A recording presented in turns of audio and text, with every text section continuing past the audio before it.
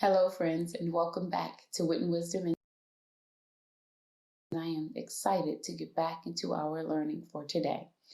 For this lesson, you will need your Wit and Wisdom in Sync journal and a pencil. Pause the video if you need to gather those two materials.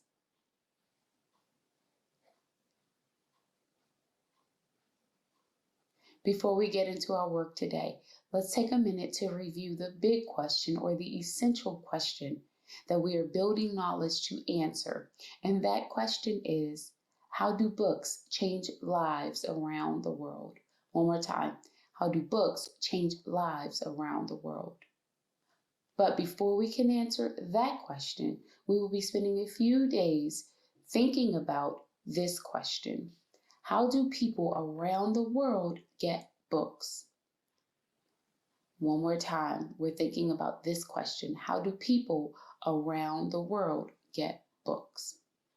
For our work today, we are going to get back into the text, My Librarian is a Camel. And we're going to be thinking about this question, what is happening in this text? Specifically, we'll be thinking about what is happening in My Librarian is a Camel. But we're going to do that by focusing on the introduction of the book. And the reason we're focusing on the introduction today is that it includes important information that's going to help us answer our content framing question or our question of the day, which is what is happening in the text. Okay, let's get back into the text.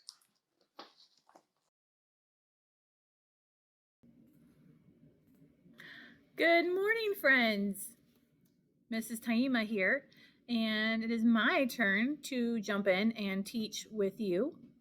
So, Miss Beers and I will be taking turns today teaching you about your content framing question, what is happening in this text? So, we are going to read the introduction together, but I wanted to start out by sharing something that I noticed in the beginning of this book that I think is really helpful. This type of book is called an expository text, and I know that's a really big word, so let's try saying it together. Say expository. All right, I bet you did a really good job. I wish I could hear your voices. So, an expository text is a text that is true. So our book, My Librarian is a Camel, is all true information about libraries and librarians around the world.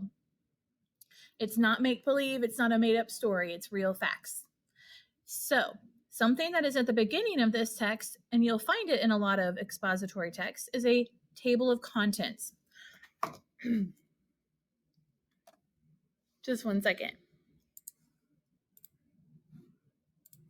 So sorry about that. I had to take a drink because I was choking.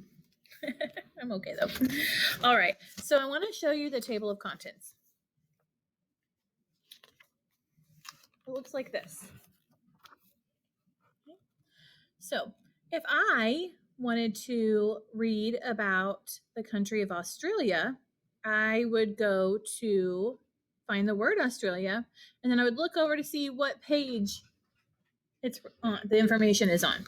So I want you to look at the table of contents, and I want you to tell your learning partner or a grown-up near you what page I would turn to if I wanted to read about Australia. All right, if you said page 6, then you are correct. Good job.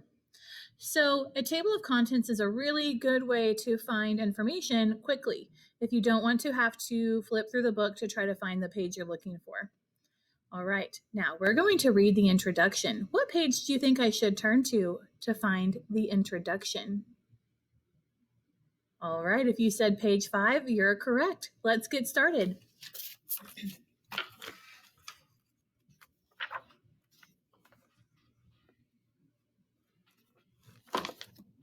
All right. Here's a map of all the countries. This is another expository text feature, a map. And this shows all the countries that we would read about if we read the entire book. Several years ago, I read a newspaper article about a camel in Kenya that was used to bring Mrs. Taima is just not reading today very well. Let's start over. That's okay because people make mistakes, right? Several years ago, I read a newspaper article about a camel in Kenya that used to bring books to young people who lived in remote desert villages. I wondered how else books might be brought to children in other parts of the world. My research turned up all sorts of mobile libraries. Libraries that moved on legs, on wheels, and by other means. I was thrilled to learn how far people would go to put books into the hands of young readers. I began to contact librarians in faraway places.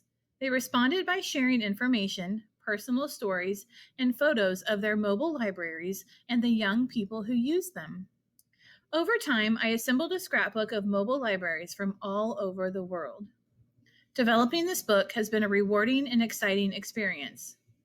From Azerbaijan to Zimbabwe, I discovered people who are passionate about books and who understand the importance of libraries in our lives. One librarian in Azerbaijan explained that the library is as important as air or water. Maybe you have been taking your local library for granted, just as I did. Next time you borrow books, think of how lucky you are to be able to choose from all of those free books and to take home as many as you wish. The librarians and volunteers who bring books by camel or elephant or by boat inspired me. I hope they inspire you too. Wow, how cool. So, that was written by the author of our book.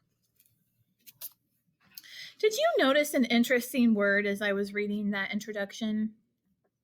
I'm going to reread a sentence and I want you to listen to see if you hear the same word I did.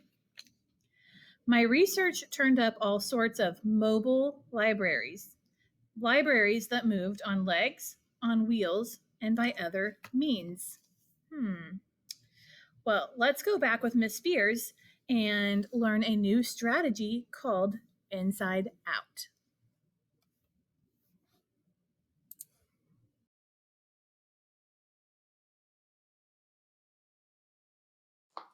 Introduction.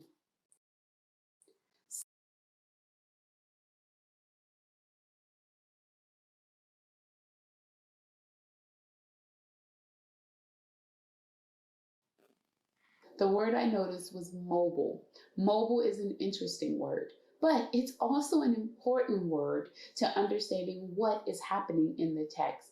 So you are going to have an opportunity to use a strategy called Inside Out to look outside of the word mobile for context clues. And then you're going to look inside of the word mobile to help you determine the meaning of the word mobile. Are you ready? Let's listen to the sentence one more time. Remember, we're going to look out first at all of the context clues, and then we're going to look inside of the word to help determine the meaning. Listen carefully. My research turned up all sorts of mobile libraries. Libraries that moved on legs, on wheels, and by other means. I know I picked up on some clues, but let's keep reading to see if we can find more clues.